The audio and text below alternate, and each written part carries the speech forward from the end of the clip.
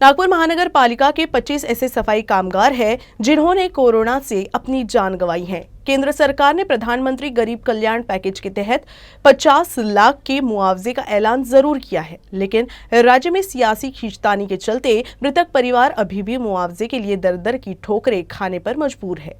पीड़ित ने बड़े नेताओं के साथ जिलाधिकारी से मुआवजे की गुजारिश लगाई है, लेकिन अब तक उनको योजना का लाभ नहीं मिल पाया है।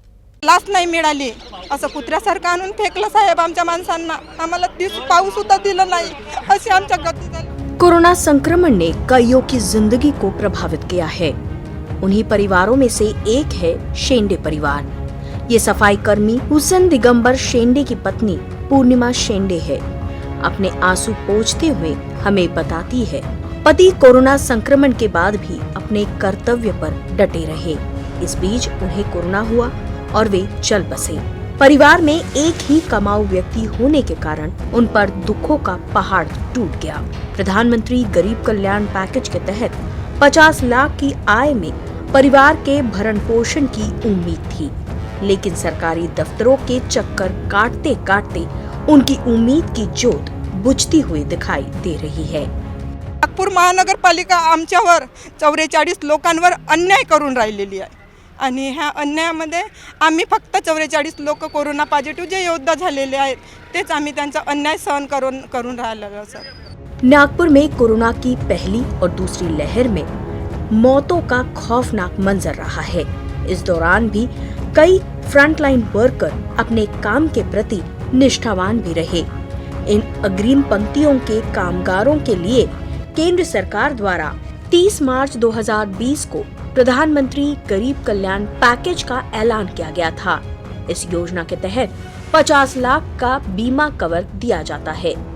साधारण भाषा में कहे, अगर कोई फ्रंटलाइन वर्कर कोविड से जंग में और अपनी ड्यूटी के दौरान अपना जीवन खो देता है तो उसके नॉमिनी को 50 लाख रुपए मिलेंगे।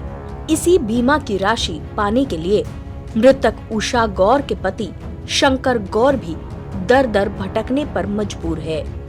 21 अगस्त 2020 को उषा ने मेयो हॉस्पिटल में अंतिम सांस ली। अब उनके पति मुआवजा देने की गुजारिश कर रहे हैं। उषा मेरी मिसेज कारपेंटर टीचर थी, एचएम थी। उषा शंकर गौर मेरा पूरा नाम है और मेरी मिसेज कोरोना में ड्यूटी करती थी। कोरोना में मिसेज सही हुए। मैं फिर इंदिरा गांधी हॉस्पिटल का पूरा टेस्ट बना, मैंने पूरा डॉक्यूमेंट लगाया कॉर्पोरेशन में। कॉर्पोरेशन मेरे को कुछ निर्णय नहीं मिला। बाकी मजबूरी यहाँ पे कलेक्टर ऑफिस में आया, यहाँ भी कोई निर्णय। मेरी यही विनती है, ये मेरे को जो मेरी मिसेज मेरा परिवार ये हो गया, मेरा एक ही बेटा है, मेरे को उसका बेनिफिट मिलना चाहिए। अन्य परिजनों की कहानी भी इसी तरह की है। मेरे पापा की डेथ हुई है, कोरोना में शहीद हुए हैं। अभी 1.5 से 2 साल हो गए हैं ना, सरकार की तरफ से हमको कुछ मिला है।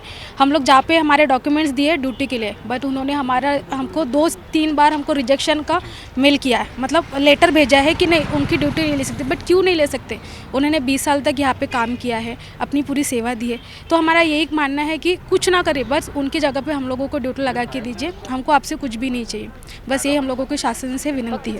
माझे पती 22/9/2020ला मरण पावले, तरी पण अजूनपर्यंत काहीच नाही मिळालं आहे आम्हाला। नाही पुरीला ड्यूटी मिळाली, माझ्या घरी कोणीच नात करनेवाला, फक्त मुलीच आहेत माझ्याकडे। कुछ नहीं मिला, कुछ भी नहीं।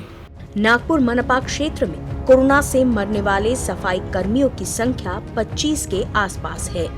हालांकि इनमें अधिकांश परिवारों को अब कागजी कार्रवाई में त्रुटियों और अन्य कारणों से योजना से महरूम होना पड़ रहा है। ऐसे ही परिजनों की मदद के लिए अखिल भारतीय सफाई मजदूर कांग्रेस लगातार प्रयासरत है। इस संदर्भ में नागपुर की जिलाधिकारी विमला आर को निवेदन भी दिया गया, जहां से उन्हें केवल आश्वासन ही मिला। 8वें महीने से 39 प्रस्ताव माननीय जिलाधिकारी सन्मान्य जिलाधिकारी मैडम के पास में प्रलंबित है और उनको बार बार कहे जाने के बाद भी सदर प्रस्ताव में कोई भी निर्णय नहीं होता है। और ये परिवार बेचारे जो कोरोना काल में शहीद हुए, जिन्होंने देश के लिए, अपने शहर के लिए, यहाँ की जनता सुरक्षा उसके लिए शहादत दी है, उनके वाली जब इस तरीके से दर बदर भटक रहे हैं और उनकी सुनने वाली कोई नहीं है और उनको शासन और प्रशासन दोनों तरफ से घुमा घुमी के सवाल और जवाब मिले जा रहे हैं, तो ऐसे परिस्थिति में हम कलेक्टर मैडम को आज निवेदन देने आए हैं। पीड़ित परिवारों को अब तक मुआवजा नहीं मिलने की एक वजह राज्य और केंद्र सरकार के बीच जारी खींचातानी भी है। केंद्र ने राज्य सरकार को मुआवजा देने का निर्देश दिया था। हालांकि राज्य सरकार द्वारा बीमा राशि प्रदान नहीं की गई। बहरहाल इस सियासी और प्रशासनिक उदासीन रवैये का खामियाजा इन परिवारों को भुगतना पड़ रहा है। वीडियो जर्नलिस्ट मिलिंद हिवसे के साथ फैजल खान, यूसी न्यूज़, नागपुर।